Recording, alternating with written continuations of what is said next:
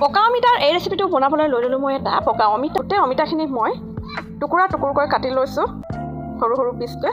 এইফালে গেছত এটা কেৰাহী পাতি দিলোঁ। দি দিলোঁ অলপ সৰিয়হ তেল, আৰু সৰিয়হ তেলখিনি গৰম হৈ যোৱাৰ লগে লগে দি দিলোঁ আধা চামুচ গোটা জিৰা আৰু দুটা শুকান জলকীয়া কৰি দিলোঁ।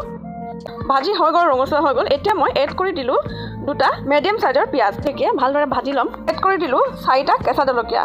মই অলপ কোমল ভাৱ হোৱালৈকে ভাজি ল'লোঁ, আৰু এতিয়া এড কৰি দিলোঁ এটা আলু মই কাটি লৈছিলোঁ টুকুৰা টুকুৰকৈ। আলুখিনি মই এড কৰি দিলোঁ। এতিয়া এইখিনি মই ভালদৰে মিক্স কৰি লৈছোঁ। আলুখিনি সিজিবৰ বাবে মই এখন ঢাকনেৰে ঢাকি দিলোঁ। এতিয়া ঢাকনি উদঙাই আকৌ মই অলপ মিক্স কৰি লৈছোঁ, আৰু এড কৰি দিলোঁ আধা চামুচ জলকীয়া গুড়ি, আধা চামুচ হালধি পাউডাৰ, আধা চামুচ গৰম মছলা, আৰু আধা চামুচ দিলোঁ মই ধনিয়া পাউডাৰ আৰু সোৱাদ অনুসাৰে নিমখ। এইখিনি দি মই ভালদৰে মিক্স কৰি লৈছোঁ। তেলখিনি ওপৰলৈ উঠি আহিছে। এতিয়া মই অলপ কেঁচুৰি মেথি মই অলপ হাতেৰে মোহাৰি এড কৰি দিলোঁ। এতিয়া এড কৰি দিলোঁ মই কাটি থোৱা অমিতাখিনি। এতিয়া এখন ঢাকনেৰে ঢাকন মাৰি দিলোঁ। 5 মিনিট সময়ৰ বাবে ঢাকি দিছিলোঁ, আৰু